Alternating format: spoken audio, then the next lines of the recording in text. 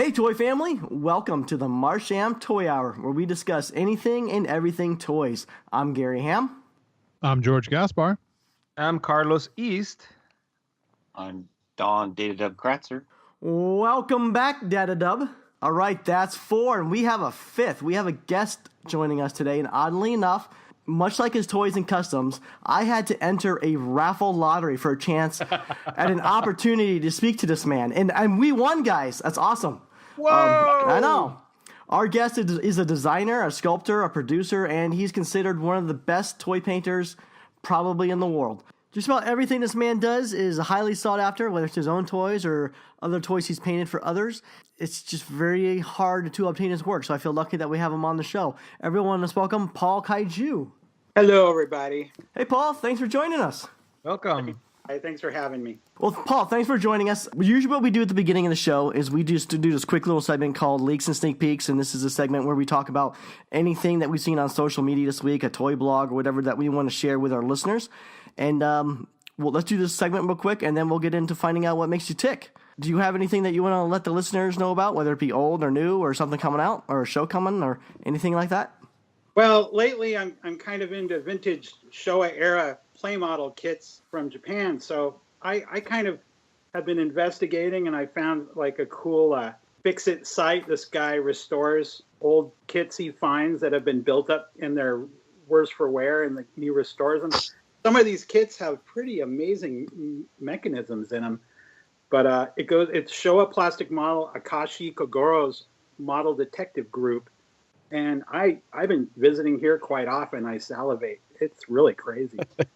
And I also have been frequenting a blog called projectswordtoys.blogspot.com. It's known as Moonbase Central, and it's out of the UK. And the guy, he usually posts about Gary Anderson and 21st century type related stuff. And I find that highly interesting lately because I had a lot of that. Who didn't as a kid? Those two I've been frequenting daily. Very cool. Why don't you send me the links, and then I'll add them to the show notes so people can easily just click the link and go to what you're talking about. Oh, and I've got a show coming up in, it's a group show, February 4th at My Plastic Heart, New York City. It's called Monstrosities. You look that up. A bunch of great people, too many to mention right now, but I'm looking forward to sending all my items off for that show. And a couple more. There's Taste of the Orient in 3/11/17, and I've got Stranger Factory in Albuquerque like a week after that. Damn, you're a busy boy. Too close together, but I'm doing it. It's going to be good. Are you going to be in attendance for either of those? I will be in attendance for both. So Okay, it's wow. And then off to Albuquerque the next week, and then March 18th to Albuquerque. Yeah. Okay, cool. Looking forward to both. All right, sounds good. All right, who wants to go next? I could go next. Okay. I was browsing on Instagram and I found the work of a sculptor called TJ Cha. That's TJCHA, and he does these really cool girls sculptures. He had a pre-sale for one of the sculptures. I think it's like $500 is resin, hand painted, and it's gorgeous. It's amazing, dude. It's really, really cool. It's from Korea, so I'm digging this. Of course, it's coming out of Asia. If it's awesome, Dude, it's pretty amazing. Oh. And that's mine. Okay. Don, why don't you go next? Okay. From the collaboration project, Godzilla vs. Evangelion, Nerve's Anti-G Special Decisive Weapon, the Shiryu Purple Dragon Prototype Unit. What? What? What was that? Was that all? Was that all one sentence? The Ryobot Nerve Anti-G Special Decisive Weapon, Shiryu Purple Dragon Prototype Unit 01. This is it's a kind of a Mecha Godzilla designed by the guy who does the designs for Evangelion. And this is being produced by Sentinel in Japan, which is the parent company of 1000 Toys. It's up for pre-order. I think it ships mid in July 2017, but it's pretty cool if you like Mechagodzilla and you like Evangelion. Very cool. It's like, yeah. Say the name of it one more time. Ryobot Nerve Anti-G Special Decisive Weapon. Shiryu Purple Dragon Prototype Unit 01. That'd be hot. Nice. Don. Awesome. Now say it backwards. Come on, he's just Ryobot. reading it on a screen. That's too easy. All right, George, you're up. Okay, I have two things. The first is I'm giving a heads up to a new Kickstarter that's going to be starting on, let's see, January 27th, I believe. Yes. It's the Four Horsemen Mythic Legions. It used to be called Mythic Legions 2.0. Now it's called Mythic Legions Advent of Decay. It's basically a follow-up to their Mythic Legions line that they did last year or the end of 2015 or so. And it was a huge success the first time. All the figures sold out, through Kickstarter, and then shortly afterward, any stock they had left, they went in and made more stuff after that Kickstarter to follow up the line. And this is the 2.0, where they're introducing new characters, female characters, a whole bunch of new stuff, and it's going to be freaking amazing. And even if you're not going to buy it, I suggest watching this Kickstarter because their stuff goes nuts. Cool. The last time they made over $300,000 to make figures last. Wow. So yeah, it's going to be worth watching. You can go to sourcehorseman.com for all the information on where to look it up, or you can just follow Cornboy on Facebook because he posts about it all the time. EricCornboy.maze. All right, cool. Just look that up. And send me the links. I'm trying to be better about keeping our little feed, our little show notes updated with links and stuff. For sure, I will. And then the second news is Behind the Counter started. It's official. Yeah. It's up. It's going. Episode 1 is out. Episode 2 is out by the time this airs. And there's some more news to go along with Behind the Counter that I'm going to let you talk about, Gary. Uh-oh, I'm not prepared. Put him on the spot. Well, there's been a bit of a change for the Marsham Toy Hour. It looks like we are joining the ToyGeeks Network. And Nice. basically what that means, it means our toy family is growing. We're now going to be able to be viewable from the ToyGeeks.com network. You can still listen to us on all the other channels and ways that you've previously been doing it. But if you just want to go to the one ToyGeeks network, you can see us there along with all the other, toy goodness out there, like Behind the Counter and whatever else ToyGeeks is adding to their network. Excited. Nice. Does that mean we get salary raises? Yeah. Yeah, sure. You'll double what you're making now. Yeah, which is nothing. 0 times 2, it's still 0. Yeah. Did no one tell you there's no money in this, Don?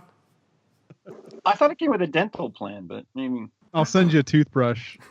Yeah. That's your dental plan. One of the free ones that they give you at the dental office. There. I'll send you a pin. But in my other leak and sneak peek is Tokidoki's been posting shots of an upcoming toy series called Super Sushi Cars. And I love toys that have a figure riding a car or just riding anything. I think that combination's awesome. And this is combining popular Tokidoki characters while driving essentially just happy sushi-inspired cars. And my heart just about exploded when I saw these things. They're so freaking adorable. And there's not a whole lot of information about them. They're kind of fairly new, but I did hear they're going to be blind boxed. I don't know the size, but I did hear there's going to be a February 17th release at tokidoki.it. I've never heard of a .it address before, but... Italy, right? Italy. Ah, okay. Where do you see pictures? I saw it on Tokidoki's Instagram account, so if you just want to go on Instagram or just search the web, Tokidoki. Otherwise, you can pretty much, it's on most of the toy blogs at this point, too. Cool. I love those little mermaids that he did. George's girlfriend collects them. They're pretty cool. Hey, Jessica. She hates toys, but she likes those ones. How about we get to know what makes Mr. Paul Kaiju tick? Let's do it. TikTok. TikTok. You're kind of like a product and a super collector of Japanese culture. Like, when and how did all that begin, and how did you get into? Does the term designer toys fit you? I don't know that it does, but how did you get into, customizing and painting toys and all that good stuff? It pretty much all started when I was 12. I think that I had some neighbors bring me back a Bullmark Pegaso toy from Hawaii, and I didn't know what it was from. It was an Ultra 7, alien, and I was just blown away because I'd been into Godzilla since I was a little kid. My dad would sit me down and say, "Well, you got to see this," and I freaked me out. But I never had a Godzilla toy, and to see this thing, I was like, there's got to be more of this out there. I got to find out about this. So I started watching, the local LA Japanese programming on UHF, and they ran an ad for a toy store in downtown LA on First Street. And I was a good kid for a very long time. They paid money. I did the dishes. I vacuumed the house.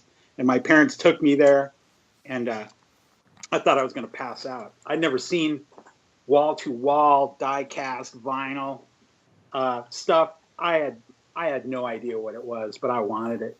So after that, I was like, I come from a household where my family, my mom was a seamstress and my father was a model builder, and they were the kind of people that if they saw something they wanted and they couldn't find it, they made it.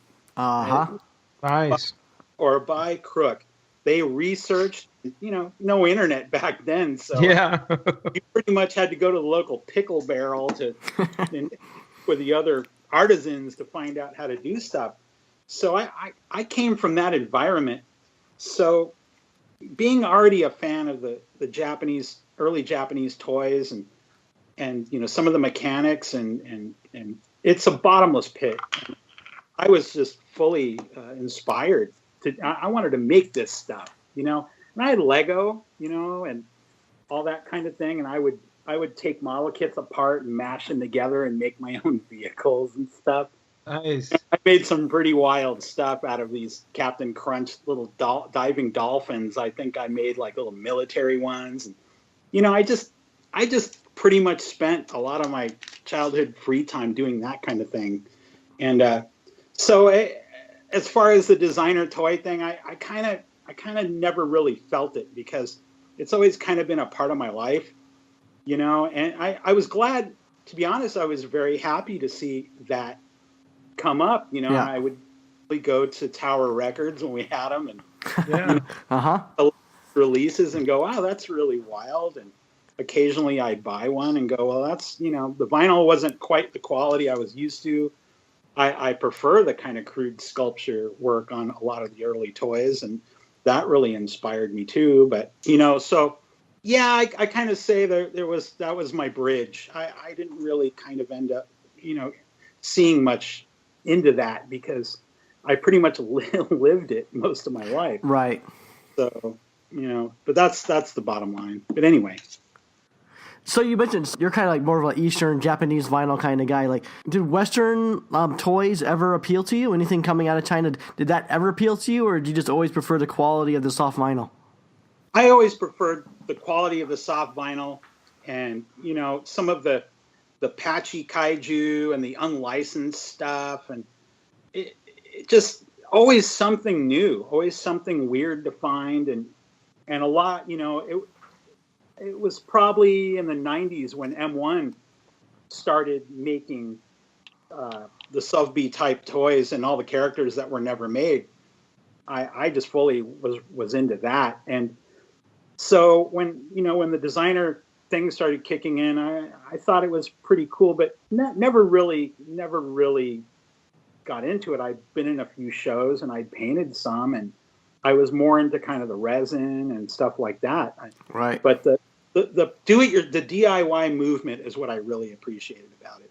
And I came from that too, the DIY punk movement and the underground comics and all that. To me, that was the essence of what I enjoyed most about it. Yeah, so you used to do like a lot of resin kit work, and didn't you used to customize like Blythe dolls really early on too, didn't you? Yep. Yeah, that was I was actually casting the colored eye chips myself and selling them, and that was nice. A lesson from the resin kit days. I'd learned how to do that, and the Blythe scene back then was just kind of coming up, and we were learning how to take them apart and modify them and all that good stuff. And that's what really interested me about it, changing the mechanics. And I actually started selling the iChips and did quite well until China started making them cheaper and the price really. Damn, I was China. Thank you, China. Thank you, China. into making toys by that time anyway, so it was not really a big deal to me. But those were very fun years doing that, and made a lot of great friends and a lot of great stories. And my first trip to Japan surrounded the Blythe community, and we'd won a contest, a beauty contest. So I got to go to Japan, and that was pretty great. That was my first trip there. What? You won a Blythe beauty contest? Yeah, we won a Blythe beauty contest. What? Me and Melissa and a friend in Australia, we were a team. I would do the makeup, Melissa would do the hair, and the girl in Australia would do the clothes. And Wow. damn fancy. And so we would have to send the doll to her, and we actually won, and the doll was actually produced by Takara. Wow. Gentle River, and she was limited produced. A lot of people don't know that, but yes, we designed a Blythe doll. Amazing. Do you still have one? Of course, I have two. Nice. But you said that was your first, so because you won that gave you your first trip to Japan? Yeah, we pretty much went there for the ceremony. They had a ceremony, and we walked the catwalk with our doll, and it was July, and I was sweating like endlessly, and I no matter how nice I would dress, I was sweating just like profusely. And anyway, it was a great experience, and that first trip, I met a lot of cool people, and a lot of the vinyl people, and Don, and it was a really great experience. Wow. So, What year was this? Do you think? I can't even recall. 2006. 2006, Don? 2006. Okay. Yeah, actually, Reelhead was having his first show at a place. This was before he had his own store, and we were hanging out there, and then this crazy looking gaijin showed up, and I kind of recognized him, and hey, you must be Paul Kaiju. We immediately set off looking for more toy stores from there. Hey, Paul, did your head just about explode actually being in Japan and seeing all this stuff up front and personal, all the stores and all the stuff that was really hard to obtain here in the States? Oh yeah, it's crazy. It still is. I have to go out there at least every 2 years, or I lose my mind. It's a bottomless pit. How a nation of that size made so much stuff for its kids just amazes me. It just never ends. I've been collecting as long as I have, and I still will find something that will blow my mind. I mean, it never ends. In Mexico, growing up in the 80s, we were very lucky because we had a lot of stuff from Japan imported rather than the States. So we had Messenger Z, really, really cool, I don't know how they call them, Saint Seiya. So in Mexico, we had a lot of really cool Japanese stuff. Never the toys, you could get some Gundam and stuff like that. But if you got a hold of a Sofubi anything, it was the golden grail. So it was really nice. There's a lot of nice toys imported to Mexico. A lot of jumbo machinery size toys. Yeah, I have a bunch of them, and then a lot of bootlegs of them, which is great plastic toys out of Mexico. I also have a collection of their pop-up coffin toys. And I have quite a few of them, and I guess they were sold outside of wrestling matches. And they're little cheap plastic toys, and you pull the lid back, and a dead person will pop out. but the cool thing is, the coffin will be shaped there's one. It's like a castle, and a princess pops out. There's nice. One UFO, an OVNI, and two aliens pop out. Weirdest. I've been really meaning to do a coffee table book of these toys because I've never seen them, and I think so far I might actually have every single one, but they keep turning up. It's just one of those things. Nice. Next time I go to Mexico, I'll keep my eyes open for the good stuff. Plastic is marbled because you can tell it's like different colors mixed together. Nice.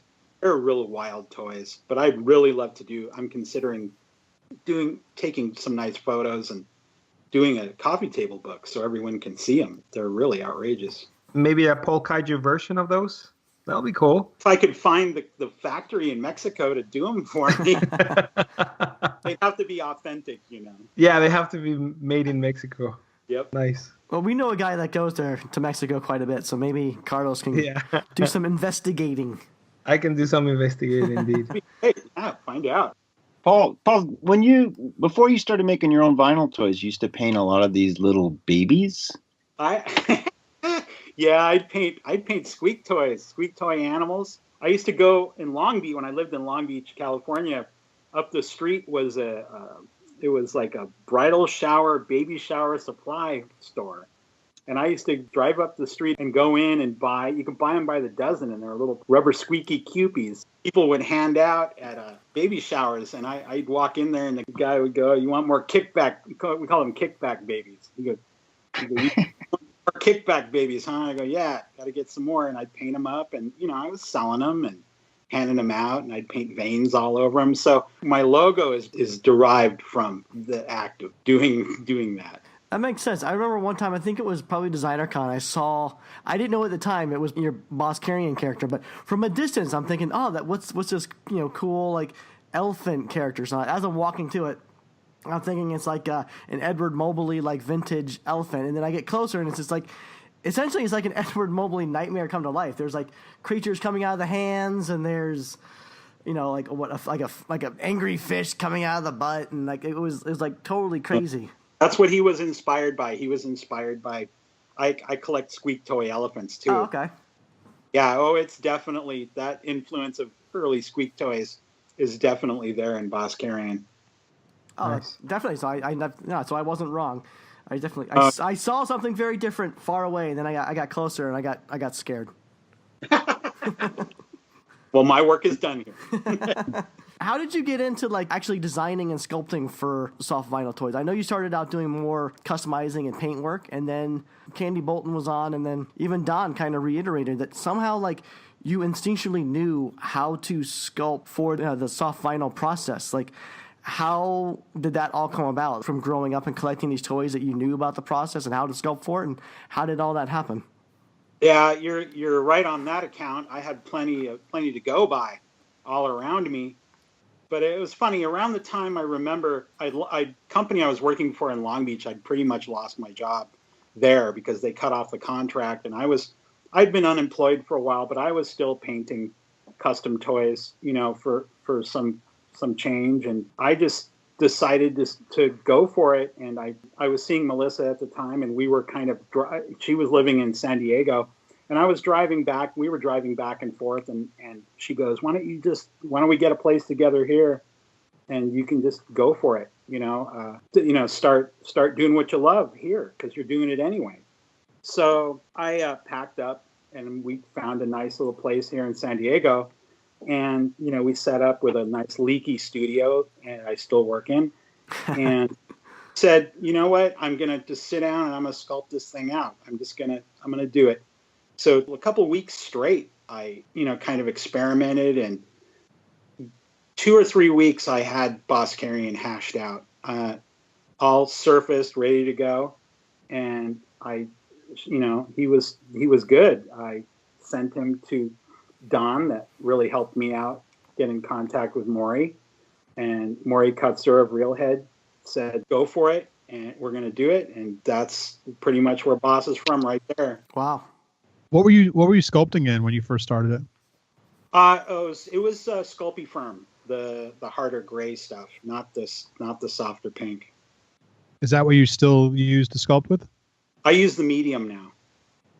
Okay. And do you do all do you bake it and do all the finishing in that, or do you usually cast it and sand and do all that? I've been working outside when it's nicer in the summer, and I use the barbecue. Oh, really? Yes, I do. I blow. It works great. I don't stink up the house. I'm not sitting there worrying about a toaster oven bursting into flames and burning down my studio. So I just sit outside by the barbecue and I harden the Sculpey out there. And I'll make I'll make a tinfoil core, and the tinfoil works great because the Sculpey it'll shrink and it'll expand with the temperature. And if your core is too thick of Sculpey, you can't do that. It'll crack. You can't have Sculpey too thick. So I make a tinfoil base first and then build around that. And the tinfoil actually flexes with the heat and the shrinking and the expanding. And then when it's all done, then I'll do all my jointing. I'll use wooden pegs and drill holes and even everything out. After that, sanding, and then a bunch of carving. I'd say some of my figures are more carving work than actual sculpting. And Sculpey Firm is, with the right little tools and jeweler's files and stuff and sandpapers, you can sculpt it out pretty easily. I can't believe you're cooking your Sculpey on a barbecue. That's so cool. Dude, That's so badass. then I make chicken later. I burn it all off and just Nope. I actually like to hear that you're still using Sculpey. I know a lot of people start out with Sculpey, but they ended up moving on to clay or epoxy and other materials. I tried wax. It's so frustrating. I just decided to stick with what I knew best. Why even bother? Plus, it's so fun to kind of engineer, and like I said, near the end, it's mostly probably the sculpt will be 50% carving, and that's where it really shines, I think, because I'll be making it and jointing it and cracks and fixing it, but if something looks off, I'll grind that whole part off and then completely resculpt it, and then have to. It's a lot of steps sometimes, but sometimes it's smooth as butter. But just stick with what works for you. Don't. A lot of people use a lot of different things. You use chewing gum if it works for you. I was terrible at sculpting. I'm just a bad cook. Most of the time I would overcook it. It would just be charred or just too hard to work with. It's just sanding it. It was like sanding a rock. One time I undercooked it on a custom, and I sent it off to a show. Someone bought it, and I guess in that one area of the Sculpey, the paint got super tacky. And I guess it was because it still wasn't cooked all the way through. So the guy sent it back to me.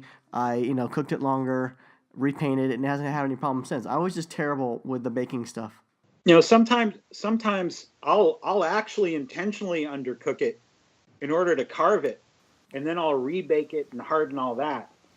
But it helps to make the sculpting surface as thin as you possibly can, because the thicker it is, the stuff contracts and with the temperature, so it'll crack and it'll cause problems.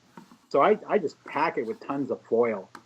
And I put Nice. wire. I've done wire armatures, and it'll all crack off because the heat of when heat makes the metal swell, and it just contract, and it'll just ruin the whole piece. So I don't use any armature anymore. I just use tinfoil.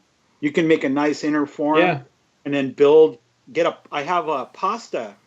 Yeah, the pasta roller thingy. Yep. And you run and do like little layers of skin on your base form and get your basic base form, and then do your details on top of that. Yeah. You make sure your legs are all even and your arms are even and the head's perfectly round, and go from there. Yeah. Nice. Cool. And turpenoid too. You use that for smoothing and blending. Yep. I didn't know that.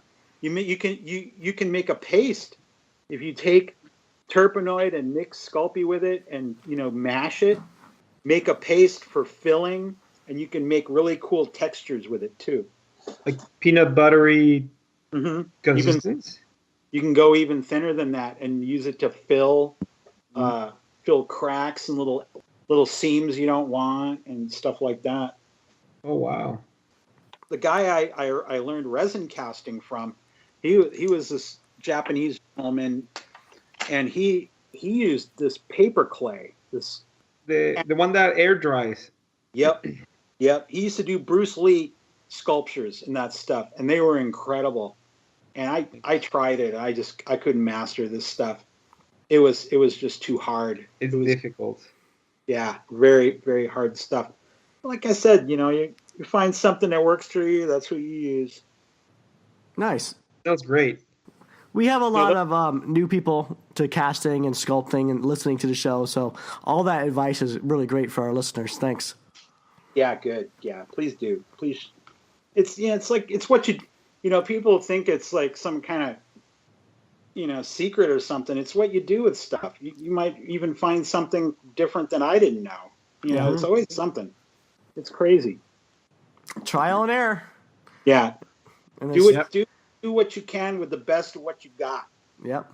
And stick with what you know stick with what you know and to produce the best quality work, but try other things on the side. And once you get good at the other side stuff, then, add that to your high quality work as well. But don't just try something completely new and release it to the world before you're quite ready.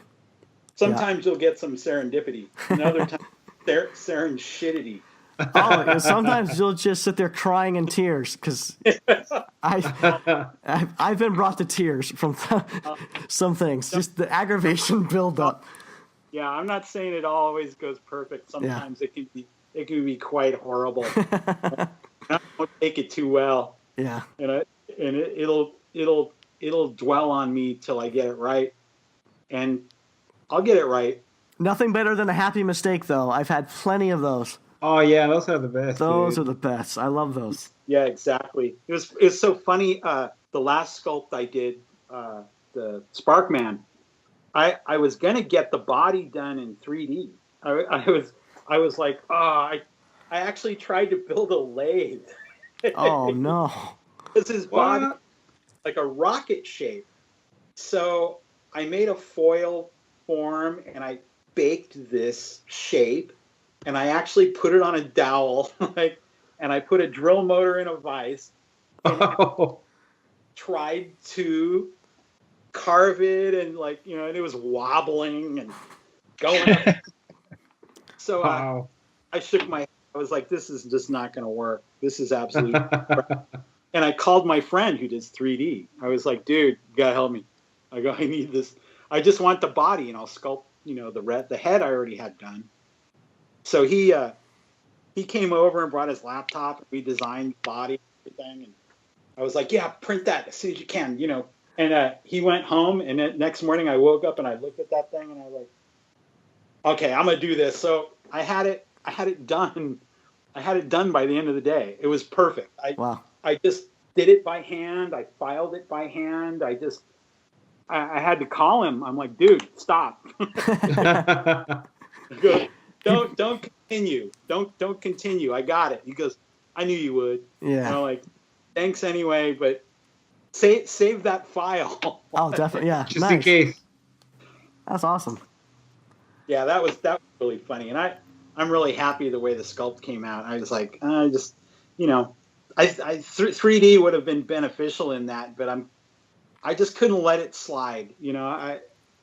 I had to make sure I could do it, and I did it, and I was really happy with it, and it's there. It's going to get made. So now, has any of your stuff ever been produced in 3D, or has it always been hand sculpted?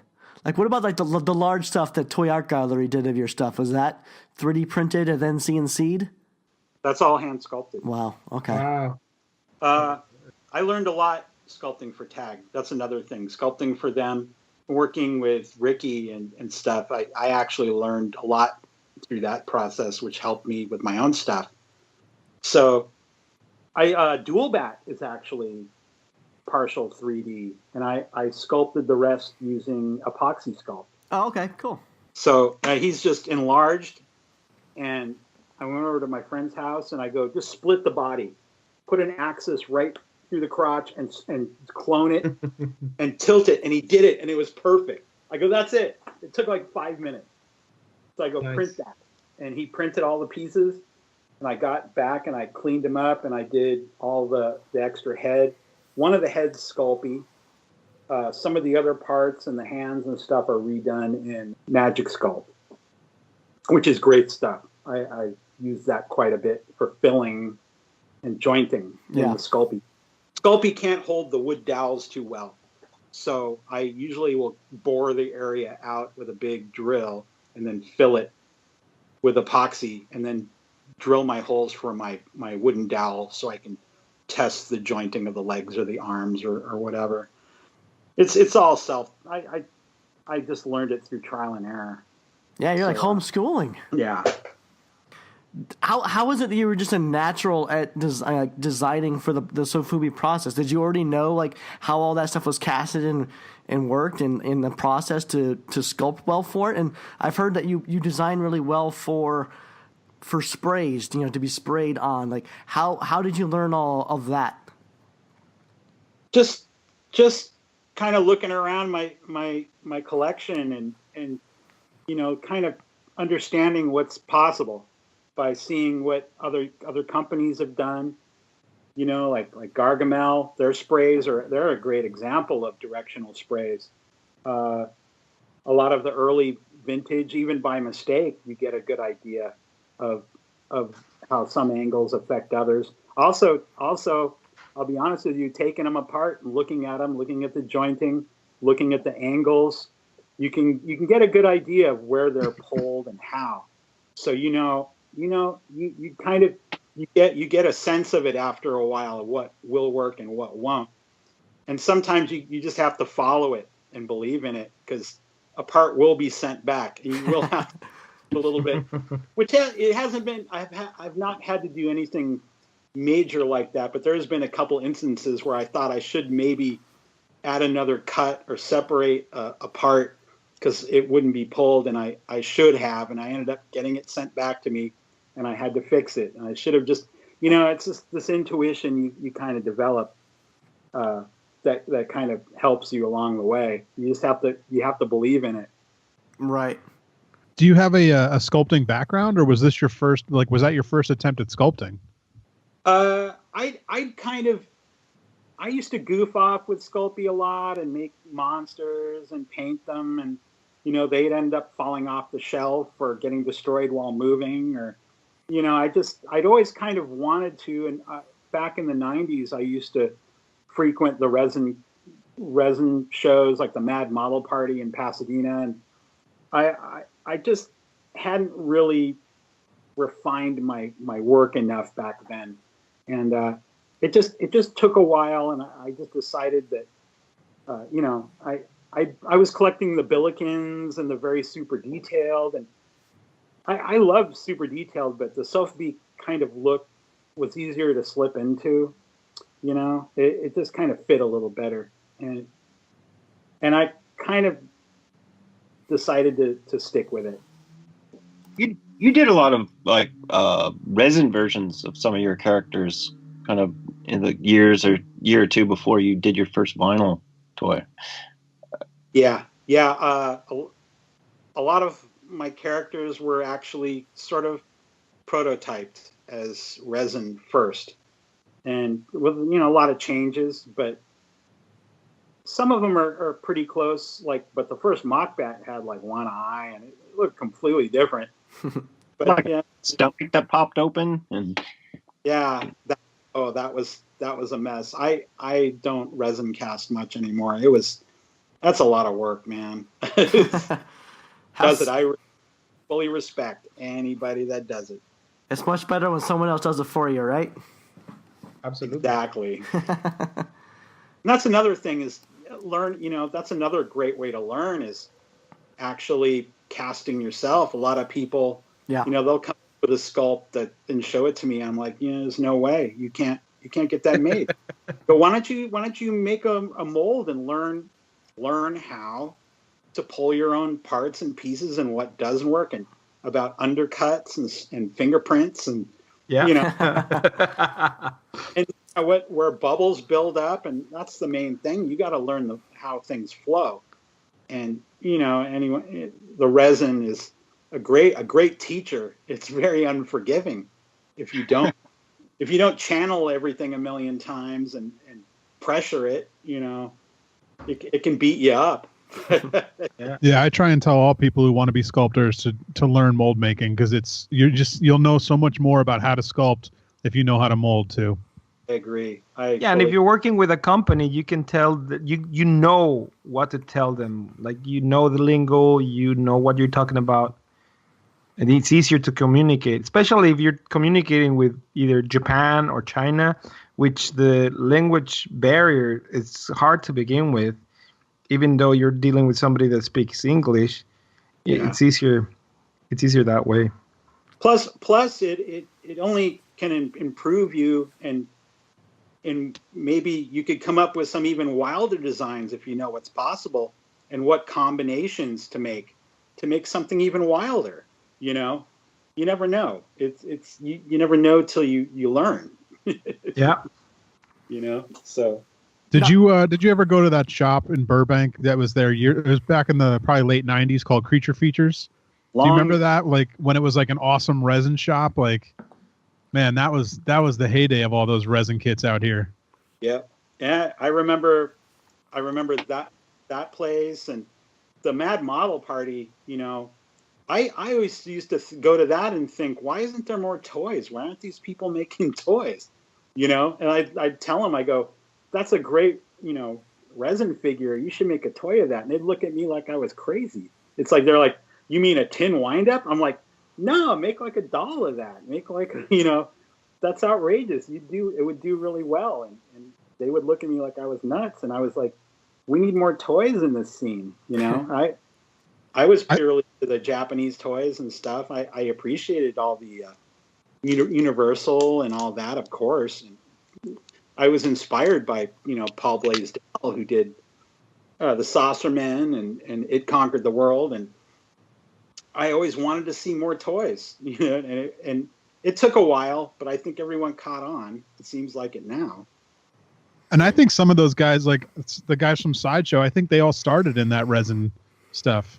Yep. Like they started with those resin kits and moved into toys. So some of them even did do it. I remember they had really impressive displays. They would actually get people to dress up, you know, like it was pretty mind blowing, the stuff that they started doing. Were you much into like soft vinyl kits as well? Like earlier today, I was on Toy Chronicle and I saw this insane Godzilla soft vinyl kit that Bandai is putting out in like a really nice clear purple. The thing is like huge. It looks amazing. Like, were you primarily only into like the resin building kits, or did you ever get into Japanese soft vinyl building kits as well? Oh, I was very much into the Billiken model kits. Okay. They were doing all like the Harryhausen, some of the Harryhausen creatures and the Cyclops, and they also did you know, a lot of the Paul Blaisdell monsters, which I all have, and they, you know, back then you could get them for, you know, $20-$40. Now they're really expensive now. But yeah, the more realistic. But the funny thing about it back then was we didn't have the paint. Like, you could paint them, but if you used acrylics, they'd be all sticky. And, you know, you didn't have the right vinyl paint to paint them. So I have a bunch of them, but they're sticky. They're all tacky because the paint didn't fuse because I didn't have the vinyl paint back then. That's something a lot of people aren't aware of, especially newcomers, that like different kinds of vinyl, the chemistry is different. You can't, like you were saying, you can't use acrylic on, you know, some of the soft vinyl. It just doesn't adhere well. It becomes sticky. It just never seems to cure. Like, that's just interesting, the chemistry behind all the stuff of knowing what to use, when to use it. I remember one time I was customizing, I used the wrong primer on vinyl, and the whole thing completely became sticky. Yeah. Or the wrong clear coat. Yeah. Oh, what a nightmare, dude. Yeah. I've done that. Put the wrong top coat on, and it's sticky. I got it. So you did all the paint work, and then you just went to crud after you top coated it? Yep, ruined it. Oh, that's horrible. Ruined it. Oh man. So how did you learn to paint? Like, you know, the beginning of the show, you're by far one of the best toy painters. You've created essentially styles and whatnot. And how did that all begin? Like, did that just all come from the, you know, painting kits as you're growing up? Oh yeah, totally. It came from, you know, using the airbrush to paint model kits, of course, which I used to watch my dad do when he'd paint. You know, he was mostly into aircraft, and I used to just obsess watching him paint these things. You know, and one day I just decided to take his compressor and start on my own, and he he didn't get mad. He went and got his own compressor. He's like, you can have it, you know. And I had a single action airbrush. It was a Pache, and I learned how to mix the paint, which took a while. You didn't realize you had to have it that thin. And you know, I'd paint resin kits and plastic model kits, and the SF3D model kits were really great because you could kit bash and make your own robots and stuff out of that. And I actually entered a couple contests with my dad. He would enter kits in the International Plastic Modelers Society contests in Southern California, and I actually entered one with a vinyl Baragon kit, and I actually got second place. Ah, nice. And so I pretty much had a lot of experience already from that. The trick was learning with the vinyl paint. You really got to thin it out, or else it doesn't shoot. It doesn't atomize that well. You really got to add a lot of thinner to that stuff. Right. And then flash forward today, like you've tried so many different techniques, and do you keep this stuff close to your chest, or do you teach people how you're doing and what you're doing? And because I notice a lot of people will sometimes start emulating what you're doing, and then you've kind of already moved on to the next thing. But do you ever share your techniques and approaches to how you paint? You know what? I have, but everyone's kind of gone on their own, and people are teaching people now. It's kind of like, you know, a cargo cult. It's like, you know, everyone's kind of, it's just moved on, and everyone's kind of picking it up from other people. So yeah, I don't really get asked a lot of questions anymore, which is kind of nice. And everyone's doing some spectacular work out there. You know, it's nice to see. Did the popularity of your work catch you off guard? Like now that your stuff is, you pretty much need to run lotteries and whatnot to keep things fair and obtainable. Did that catch you off guard? Does that surprise you at all, or no? You know, actually it does, but the bottom line on that, I have to keep the quantities small because I need to keep my quality good. Yeah. You know, over a certain amount of figures, quality really begins to slip, and I can't really tolerate that. And under a certain number, I try to keep to make sure the quality is even and equal, and because beyond that, it starts getting a little too crazy. And I like to make sure every piece is equal to the other pieces without stretching myself and my mind too thin, because it can get really hectic.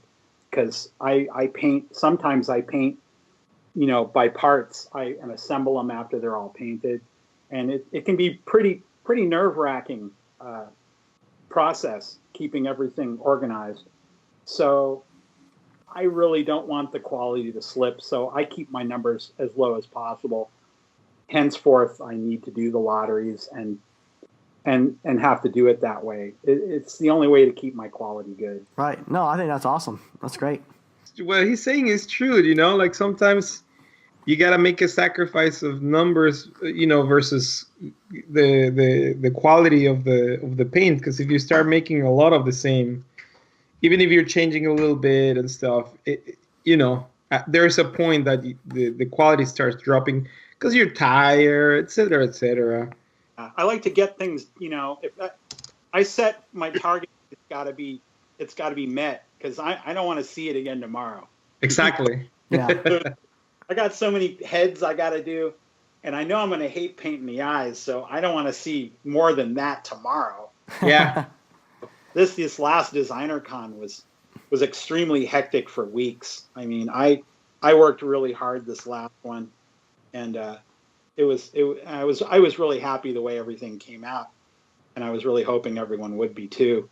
But anything beyond that, quality would suffer, and I can't bring myself to that. And what's your stance on colorways? Do you feel like just the more the merrier, or like, you know, different strokes for different folks? Everyone likes certain different things. Do you like to keep things more limited, or do you think just no? If a figure's popular, just have at it and make something for everybody. Well, I think you know, there's certain color bases I like, but a lot of times you'd be surprised what you find out over something you didn't expect, and you run with it. So something I did on one figure might work on another figure later. You know what I mean? I can't really. I'm not too good at planning lately, because I'll actually see something in a figure and go, hey, there's a run right there, and I will plan way ahead and order the blanks in that color and go, okay, I'm going to do this from that one. And it's just a combination. There's base colors I like. I like black base. You can do a lot with it. It's very forgiving. Milky clear is my favorite, because you can add colors to the inside and make it look like a snow cone, or you can, and glows is very, very touchy, because you can see mistakes in under the black light. Yeah. So I just really don't plan it anymore, because sometimes I have an idea in my head and I get that color and I end up doing something completely different. It's an unplannable thing. It's just, I just prefer to run with it. Okay. But sometimes a vintage, I'll look in my case over here and I'll go, I really like that red on that base, and I will order that similar to that base color. I'll get the Pantone, and then I'll get it and do it, and I go, it just doesn't work with this figure. Wow. And I'll end up having to do a completely different thing. So it's hit or miss, but I end up usually with a prototype or two each colorway to try to figure out what works best and what doesn't. That's actually what I was just going to ask. That, do you paint a master first to see what it's going to look like and then duplicate it, or? Yeah, I do a prototype and then sometimes completely strip it, which is a real drag. Oh gosh. Oh boy. The lighter colors you can't strip, especially if you use reds, because it'll stain. So you have to do a real meticulous wash. You got to put on the big old chemical gloves and go outside and get an old bowl and just spray it till it's all off. But a lot of times, it'll be a real minor change, like an eye color or claw color, or just one color. It'll be a very minor deviation when I do the run. You were mentioning earlier that you kind of like matching Pantones and stuff. I heard that you actually used to restore toys. You enjoyed the process of trying to match stuff on pre-existing toys. Do you still do any of that restoration work? On my own all the time. Yeah. Yeah, I do. Sometimes there's a scratch or whatever. I mean, if it's something that is super rare and you shouldn't, I won't. Yeah. But if it's something that's kind of common and maybe needs a little bit of help, I'll do it sometimes just for the fun of it. You're like that old man that comes into Toy Story 2. He's, comes in and kind of airbrushes the Woody back to life. It's either Toy Story 2 or Toy Story 3. That's cool. I didn't know that you did that. Yeah. Sometimes if something bugs me enough, if I keep looking at it and go, I don't like that. I don't like that little nick, or I think that can be improved. The piece is not rare. I'll take up the challenge. Yeah. It's part of the hobby. So yeah, I enjoy doing that. I enjoy fixing old broken toys. Yeah, I think that's awesome. You're like a true Renaissance collector. I think that's really cool. And we were talking about how you're coming primarily out of the Eastern influence, working mainly with sofubi and Japanese sprays and whatnot. In the Western designer toy scene, there's been a lot of trends, a lot of change in the last 10, 15 years. I'm not too familiar with the Eastern scene too much. Is there noticeable trends and change in the Eastern side of toys as well? As of late, yeah, there's a lot of marbling. Shirahama he's been doing a lot of marbling at his little personal space. Okay. And I've been seeing a lot of that. As far as trends, I don't know. Maybe a lot. Don, what do you think? Yeah, I think, and not more than the color, especially since there's so many people making vinyl now. Yeah. You can really see certain trends in the kinds of figures people are making. You see a lot of, two-headed gorillas or two-headed Onis, demons type stuff. you see a lot of like of a certain kind of character or a certain style seems to be selling really well. You see a lot of people kind of trying to be in the same genre, appeal to the same market that other toys that seem to be selling well. I mean, Japan vinyl's always been kind of like that because it's pretty fast to market, and there's always kind of been in terms of form factors and people doing stuff in a certain size that seems to be selling, or a certain style. But I think now with more and more people doing it, it seems to be a little more rampant, in my opinion, than it was before. I think I've been kind of making this move myself, and I was very. I think mostly this goes back to the Henshin Cyborg, and I think accessorizing your figure and alternate parts.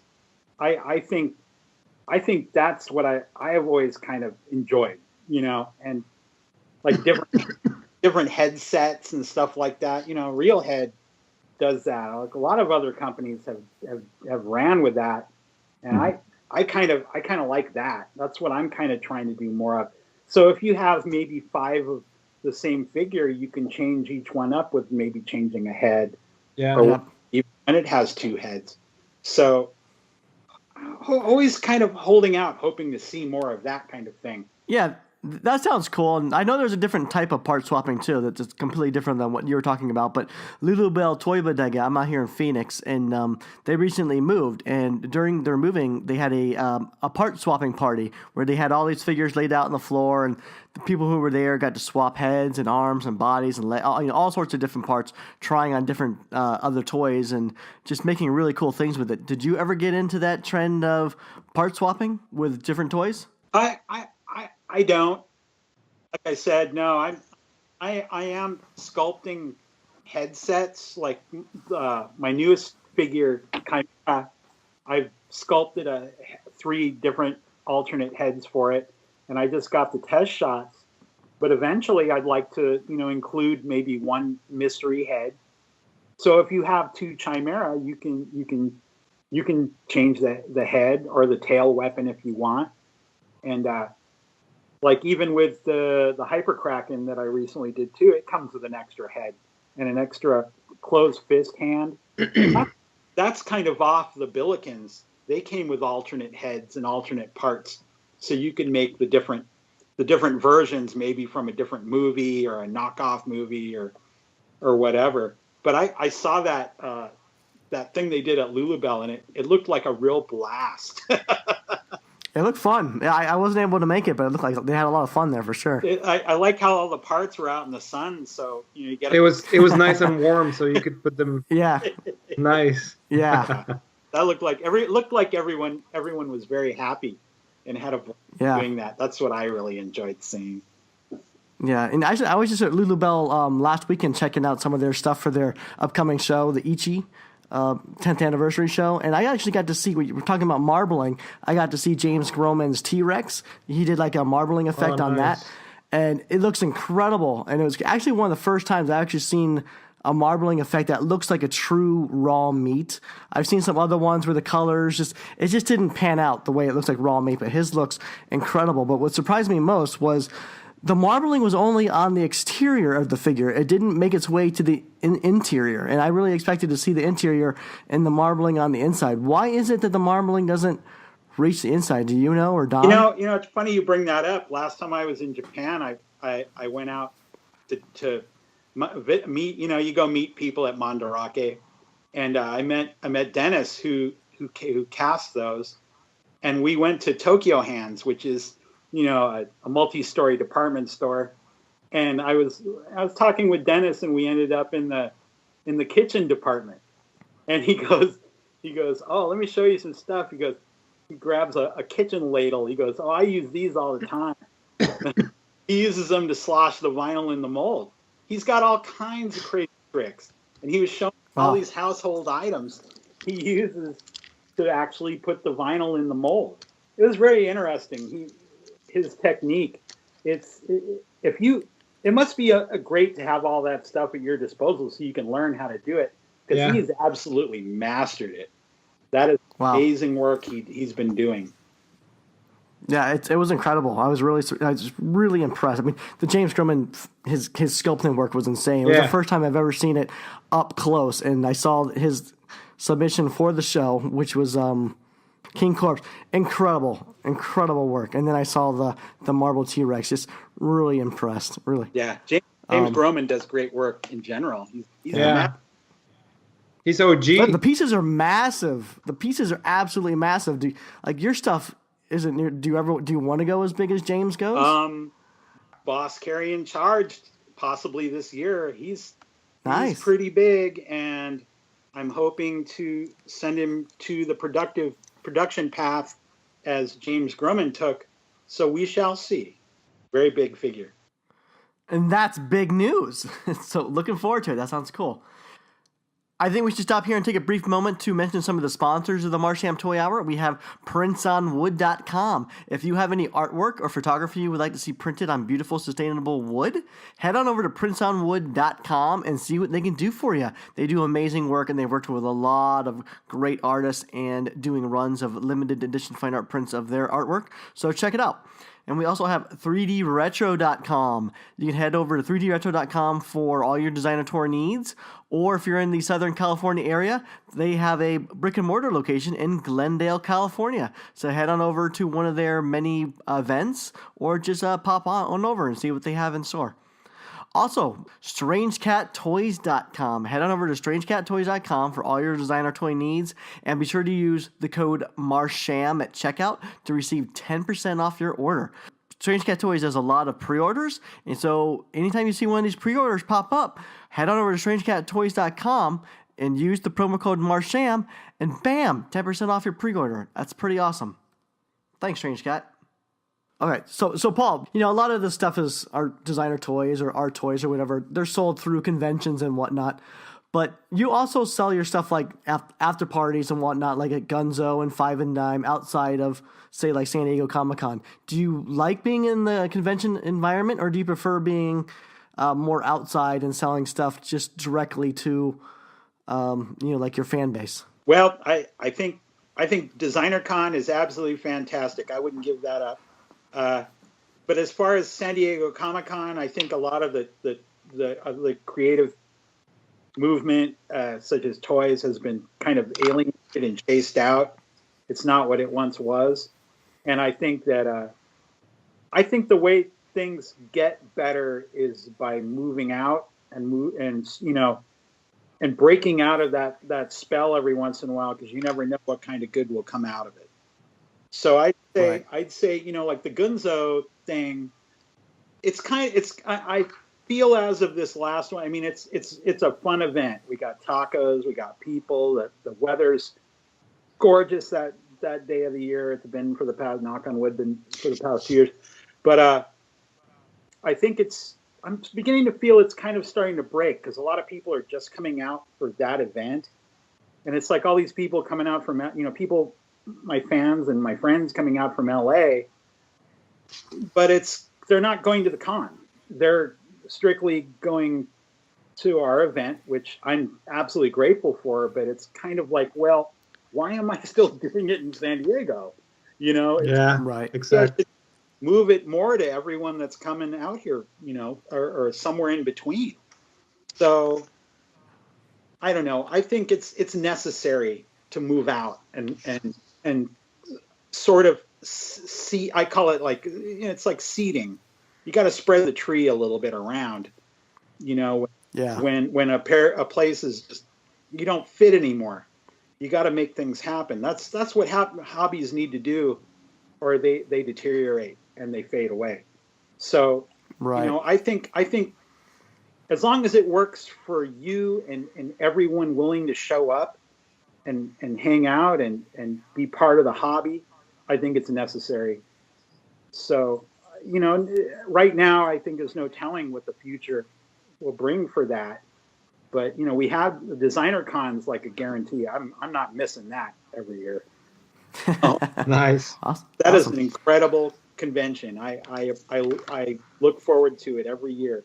but other things, like little like galleries, and there'll always be a need for that. So I'll always do that. But like I said, I think mostly for San Diego, it's a bit unfortunate. It's gotten too big for its britches. It's just gotten way too expensive. Yeah. All right, who's tinkering? Hold up? It was me. Carlos. Damn you. I'm just keeping you on your toes. I'd like to mention, especially this is directed towards Don. He, going to Japan every year, I like to attend Design Festa, and I'm telling you, you've never seen anything like this. I think that's the most inspirational thing going on in the world is Design Festa, because you got everything there. There's so much, you got to cross pollinate things, and that's what I see there. I see so much different stuff going on, and that inspires. It leads to other things. It keeps momentum, and nice. I think hobbies need momentum, and in these days of pre-made and you get it when you want it, it's kind of getting lost, and I think things need to move and things need to grow, or else they get stagnant and they sink. So people taking risks and trying different things and bringing different things together, and I think I've seen hobbies die because they didn't do that, and I think it's absolutely necessary. And the conventions are great for that, and especially now that we have toy only. But I think it's a shame about the other big conventions that they've chosen not to promote that whole spirit without commercializing the crap out of everything. Yeah. How do you feel that social media has changed things as far as like conventions and whatnot? Oh, it's I think I trip out on it every day because I can say this as an oldster, but the days pre-internet was an adventure, and I always bring that up a lot. The weird things you'd have to do to get something you wanted, or the map had to go in the distance, and now you don't have to do that. So things are, I think, at such an accelerated rate now that almost everyone can't keep up.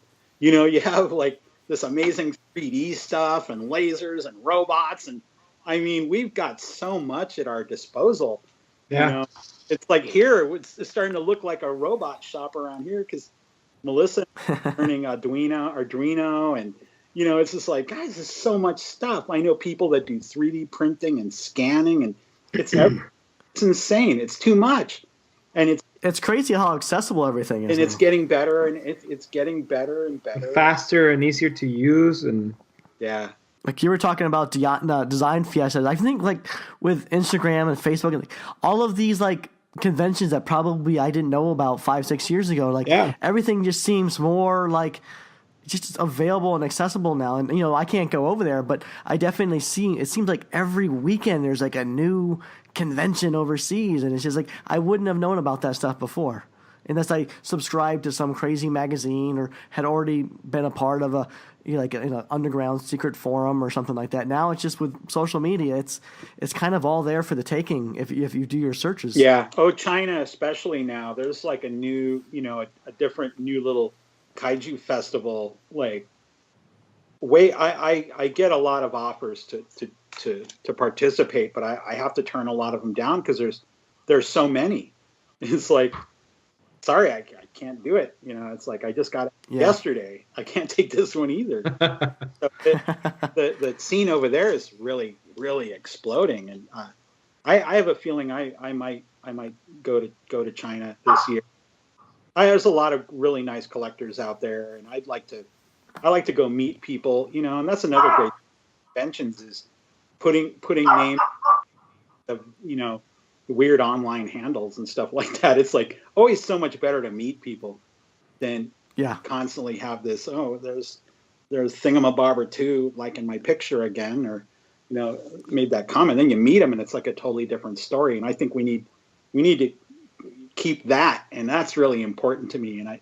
And that's why I like to do these conventions and try to make these events interesting. And you know. Yeah, no, I know what you mean. I haven't done a convention in quite a while, and I do miss that, meeting the fans and seeing the smile like a purchase puts on their faces, or how excited they get about something, and especially with the one-offs and stuff. Like, if something's in a gallery or something, I often don't know where that piece ends up. But due to social media today, sometimes there's someone who bought something at an event will post it when it arrives, at their house or something, and you'll see it on Instagram or something if they tag you. And I think that's really cool about social media too, is that if someone did buy your piece and they took it home or they tagged you and put a picture of it on Instagram, like, you see the environment, like you now see where your piece is living. I think that's really cool. Earlier I had mentioned that kind of the Boss Carrion was kind of like a Edward Mobley nightmare. Like, so your stuff is pretty crazy. It's like sort of like, macabre, really detailed, like a lot of just like just kind of insanity in some of your pieces. Like, what inspires you to create the things that you do? Sometimes I wake up and it's there, just from like a dream or something. Yeah, and I'll have to work on it till I nail it down and get it out of my subconscious. And a lot of my characters, they do have stories, and I am working on stuff. But to be honest, a lot of times, what I've found in my own collecting is once I know what's story, it just isn't the same to me anymore. I like when people come up with their own ideas and their own stories, because I've done that myself. I'll be like, oh, I know what this monster is from now. I don't see it the same way anymore.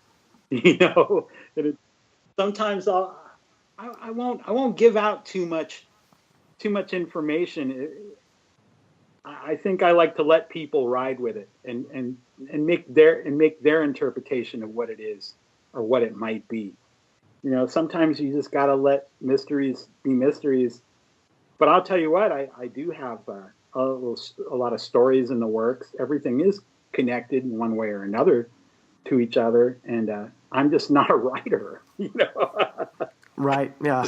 I'm working on doing some illustration. I'm kind of very inspired by show kids' books and stuff like that. I would like to do something that's very simple, like a simple book with simple illustrations and the crazy anatomy pages and stuff like that, and tell the story, one day. And I'd really like. I'm kind of working on it, but it's not something I'm putting the pedal to the metal on, because I don't want to. Yeah. You know what I mean? Yeah, totally. Yeah. All right, Carlos, are you the noisily paper person? Am I? Yeah, I'm gonna mute you, buddy. You're making a lot of noise over there. Sounds like fire. I can't hear Paul. It's keeping me warm. All right, do any of you other guys have any more questions for Paul, or should we just get to a lightning round? Let's do lightning round. Let's do lightning round, man. All right, Paul. I don't want to keep you away from your backgammon game for too long. So what we tend to do here my is mock backgammon. oh, I like it. What we tend to like to end the show with is a quick round of a lightning round, where we're just going to hit you with a burst of questions and see what you come up with. And for the listeners, I have heard from a couple people that these questions are getting tired and boring. So if you have any new questions you would like us to ask our guests, send them our way. We need to get the community more involved. So let us have them. And all right, so you ready, Paul? Yeah, shoot. All right, what's your favorite childhood toy? Strange Change Machine by Mattel. Nice. What was your first? Well, we'll put this in quotes. What do you think your first designer toy purchase was? Yeah, look around the room. That's a rough one. That's just really rough. What was your first indie soft vinyl toy that you bought? There you go. Scary Girl. Nathan Jervis? Yeah. Nice. Okay. Got a Scary Girl. I really liked it. I thought it was cool. I'm looking at your collection behind you. Is there any one specific toy that you kind of keep more prominently displayed than others? No, they're kind of all by, this is all Zalman, and that's on Raku, and over here. And some are a mishmash, and some I need to strip all this out and redo it, because I've got way too many model kits now. But it's all I like my place to look like a Japanese toy store. It looks like one.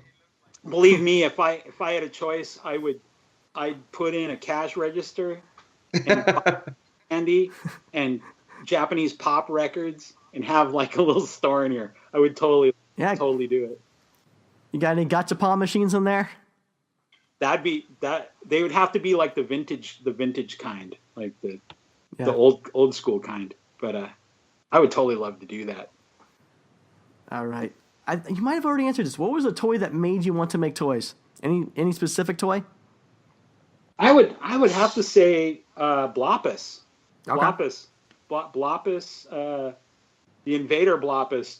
And it was between, I think Bloppus and Reelhead that made me say, man, I want to make a toy now. You know, that really set my spark. And it took me 2 years to find one of each of them too, after initially seeing them. So the chase is real. So, well, let's just segue right into the next question. Is there still a white whale toy out there for you that you're trying to obtain? I'd have to say there's a big Mock Baron vinyl, but too far and in between. I don't even know if one will pop up. Because I collect Mock Baron, but that one's like I've seen it. I can't remember what it went for, but I don't exactly check every day for it. Okay. Yeah, pretty rare piece. Okay. Is there a toy out there that you wish you had a part in or wish you had made? No, I think everyone did a great job on their own. That's a good answer. I like looking at the pieces what was in the guy's head when he sculpted this, you know, and especially some of the adaptions of the Ultra monsters are just so crude and weird. It's like, you know, why did you make the head shaped like that? Or why are the feet so big? Or I don't know. I like to see what his thought formed. You know, I don't really wish myself to have corrupted in the bizarre thought form he threw out there. So I just absorb that from them. I don't really want to actually make myself a part of them, you know? Yeah. All right. So if you got the license, the go ahead to do your take on any license out there, what license would you want to work with? Man, that's a good question. I'd like to see it. It would have to be probably Devilman. Nice. Yeah. Go Nagai character, I think. I mean, that's actually kind of just on the top of my head, so I'll say that. I'd say Devilman, or, you know, there's so many adaptions, but that's one of my favorite manga. So, and Go Nagai is one of my favorite of the artists of that era. So I would say definitely Devilman or Serene or any characters. Yeah, I absolutely always love those. Okay, Paul, your barbecue's caught fire and your whole museum is aflames. You have just enough time to save 3 toys. What do you save? Mr. Ree, the original Mr. Ree. Let me look around.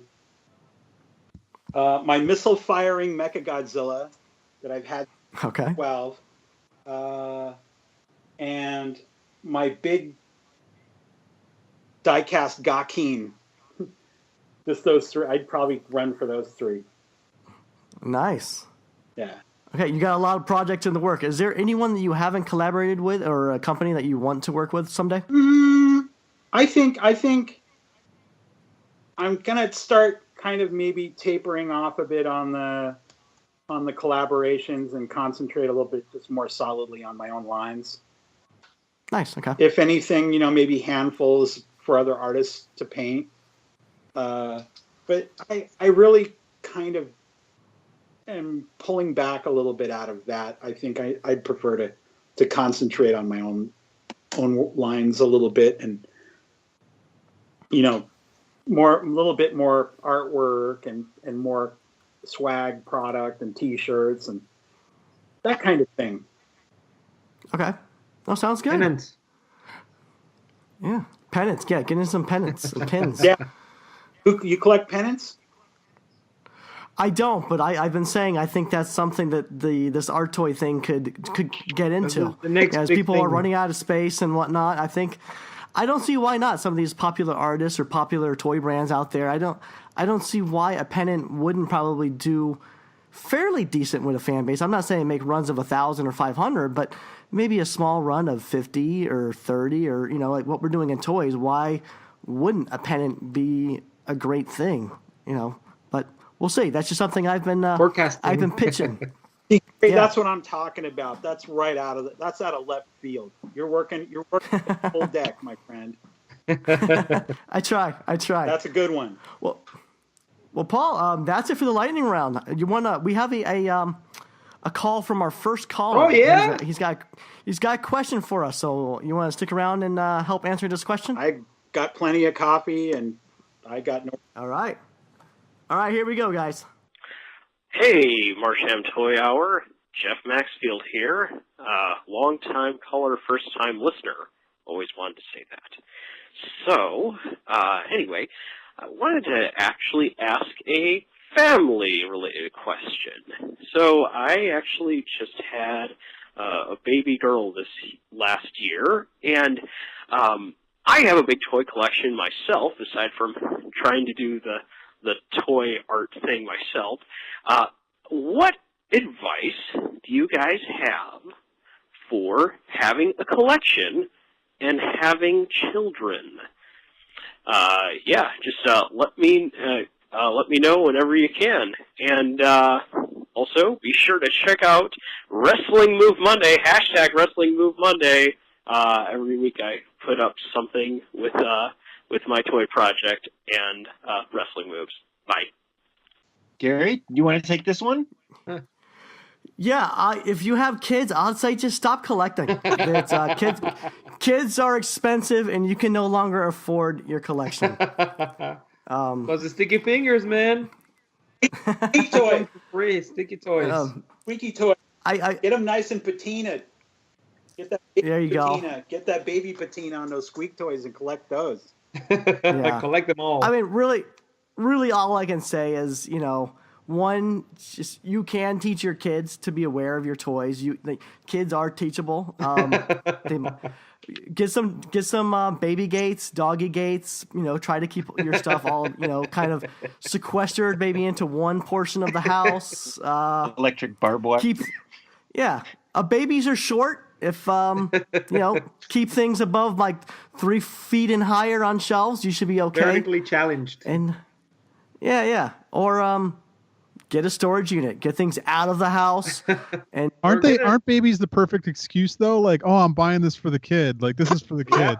I always thought that, that I would get away with like, oh, this is for my kid. Yeah, right. Like a $200 toy for your kid. Exactly. I mean, so I guess if you're going to like Target and buy like, Star Wars figures and stuff, maybe, but not designer toys. Like, you're not going to be able to convince the wife that you're buying a Paul Kaiju toy for the 1-year-old. Get real. I can have harmony. You can have them have like your little collection way high up, and the kid will look up and remember one day my dad had the coolest toys ever. That's right. Yeah. No, it's definitely true. There's certain toys. I would say 75% of my collection, I don't care. Like, I'm not so attached. I have no plans to flip or make money off of this stuff 40 years down the road. Like, so most of the stuff I will let my kids play with. And I always said, like, if they were to scratch the paint or whatever, like, there's a memory there for me. Now I can look at that toy and know why that happened. And, but if you do have a very expensive collection, if you have customs or private art or something like that, definitely keep it out of those sticky, grubby hands. Keep it high. Keep it locked up behind a glass case. Get some detox. Not even detox don't work unless there's a lock for that system. Well,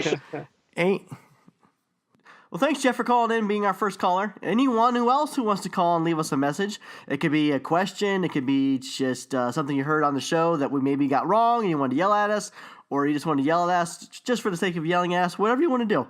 If you want to call and leave a message, feel free to call 480-420-9823. Again, that's 420-9823. If you call that number, it goes right to a machine. You can leave a message. Easy peasy. So would love to hear from you. Well, Paul, thanks for joining us. That was a lot of fun. Thank you very much. It was my pleasure. I don't get out much, so this was welcome. We'll let you get back to your mock backgammon game. Why don't you take a brief... Where can you find him online? Yeah. Where can people find you online? www.paulkaiju.com.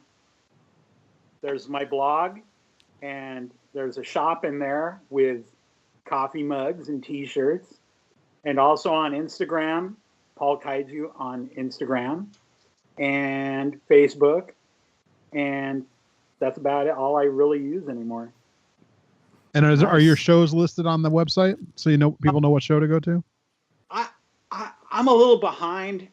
I've been actually enjoying myself the past month working on projects and hobbies. So coming up really quick here, I'm going to be updating all that. So there'll be a show calendar for the year, hopefully popping up here soon. And yes, most definitely. Awesome. Paul, are you kind of like what most artists are now today with Instagram? Like, they just pretty much use Instagram as the main source, and sometimes like a Facebook fan page. But it seems like since social media, actual websites and blogs and stuff like that just aren't updated with information today. Do you think? If someone wants to stay current with your work, is Instagram probably the best way to stay current? By far, that's at my hip. It's always okay. It's like a gun I'm pulling out all the time and shooting. It's like. I'd say to see what I'm up to and share my work and my hobby, sometimes my life, and whatever crazy stuff I happen to see, then that would be it. Would be Instagram. Okay. Paul Kaiju on Instagram, people. All right, Don, where can people find you? You can find me at Datadub on Instagram. Everything else comes off of that, so okay. Check that. Carlos. You can find me and my brother at the Beast Brothers on Instagram. And as always, good old Chamaco at My Name is Chamaco. And George Double G Toys. Yes, I'm now at Double G Toys on Instagram. And hopefully, just like Paul, I don't have a website, or my website is not updated. In fact, it's not even up yet. But hopefully that'll be coming up in the next month or so. Now, did you say the changing of that name until the Behind the Counter release? It just seemed like it happened on the same day. Because I wanted it on that show, I had to change it by that day, but even though I was not ready for it. Okay. Sorry, was that all right. Actually double G spelled out, or is it two G's? No, spelled out, Double G Toys. That's why I couldn't find you before. Rest in peace, Couch Grouch. Rest in peace, Couch Grouch. Yes. And you can find George every week on Behind the Counter through the ToyGeeks Network, as well as the Marsham Toy Hour now. I am Gary Ham. You can find me at Gary Ham on Instagram or superham.com. Thanks again, Paul, for joining us. Thank you. This has been the Marsham Toy Hour. We'll be back next week, not because we have to, but because we want to. Until our next transmission, we're signing off. Bye.